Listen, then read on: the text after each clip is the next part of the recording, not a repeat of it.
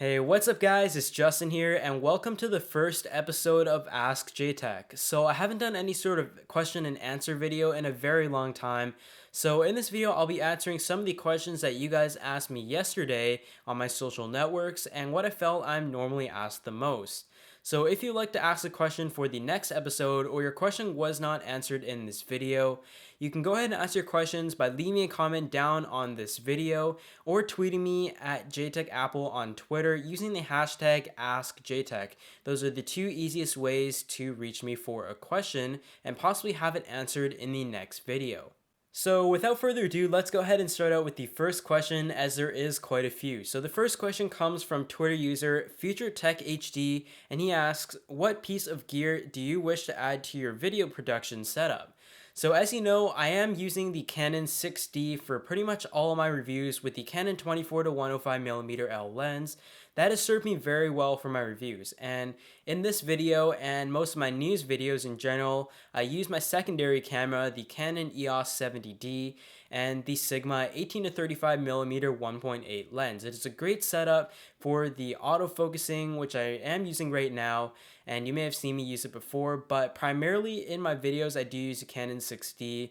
And also in my audio production setup, just a few months ago over the spring break, I did make a few upgrades to the Bluebird microphone and the Focusrite Scarlett 2i2. But in terms of actual upgrades, I want to upgrade the microphone I'm using in my news videos. Currently, I'm using a Zoom H2n. I'm possibly looking at some shotgun microphones at the moment. And I have slight consideration of wanting to upgrade my main camera as well. As you know, there's a whole bunch of hype about the Panasonic GH4. It seems like a lot of tech YouTubers out there, Marco Hanna, Jonathan from TLD, all those people are going crazy over that camera, and it seems to be a very nice camera. A lot of great things are being said about it, but my eye is kind of looking towards the Canon C100, as I don't think I'm really ready to jump straight into 4K just yet. The second question comes from Twitter user TechIce1, and he asks, what are your thoughts on the rumored iPhone 6? So as you know, there are a lot of things circulating around, as there always is with Apple products, it seems like. And in fact, my mockup will be coming just a few days, early next week possibly, and I'll probably give you guys a quick look of that. However, it seems like all the rumors are pointing to a larger screen, which is going to be one of the biggest changes that Apple has jumped to since release of the iPhone.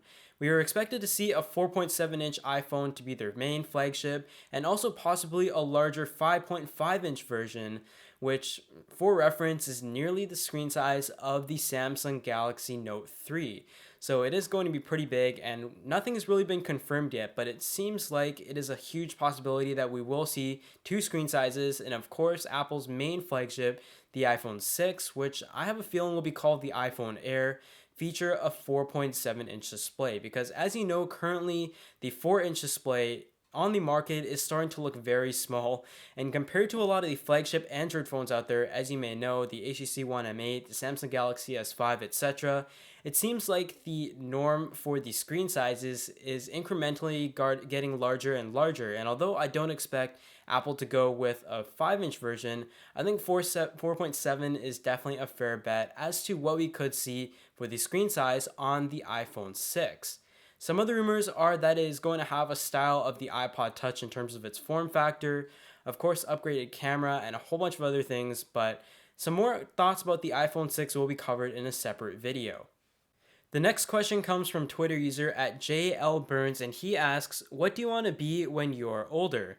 So some of you may know and some of you may not. I'm actually in grade 11 right now, and next year is going to be my grad year, equivalent to senior if you're in the USA, but we call it grade 12 over here.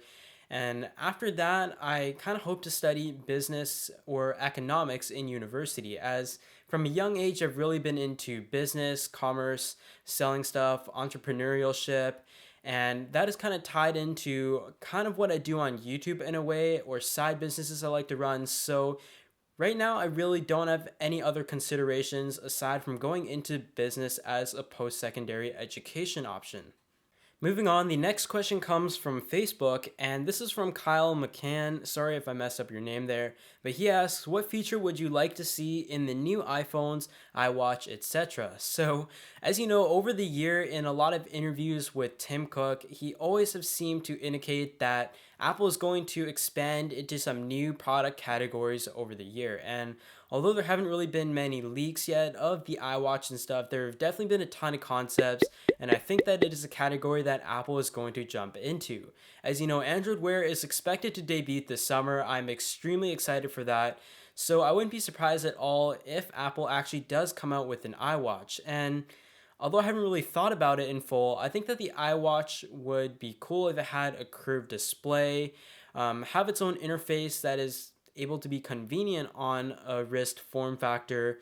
And in terms of the iPhone 6, like I did kind of mention before in Coleman's question, is that I do really want to see a larger display, which is fair enough by now to say that we will see that, but of course a larger battery. On the iPhone 5S, I really struggled to get through even a full day at school on a battery charge, so I hope that they will definitely improve the battery drastically and hopefully have it on par with some of the flagship Android phones out there, which I have experienced very good battery life. Moving on to our last and final question. This comes from Usman Iqbal over on Facebook, and he asks, "Which DSLR camera would you recommend for taking high quality shots for a beginner new to photography and to record HD video?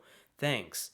So there's actually a ton of options out there now. Whether you want to go to the Canon or the Nikon route, I've been sticking with Canon ever since I jumped onto DSLRs. I did start with the Canon T3i, and that is actually great for recording video, but as you know now, there's the T4i, the T5i, but I would say if you do have the money to spend, the best option to go for all round would be the Canon 70D. Mainly because it is a very practical consumer camera. It is able to get some great photos, but most of all, if video is your priority, I think that the 70D is just such a great option because it does have the dual pixel autofocus. So you have live view autofocus and touch autofocus. It is just very handy, and personally a camera that I've really enjoyed using, a very fun camera to use, I would like to say, and it definitely gets a job done in terms of photos as well. However, if you are on a budget and kind of want something a little bit cheaper than the 70D, as that does come over $1,000, you could definitely pick up something like the Canon T3i. Although that is the older version, I found that to be coming in at very good prices used, for example.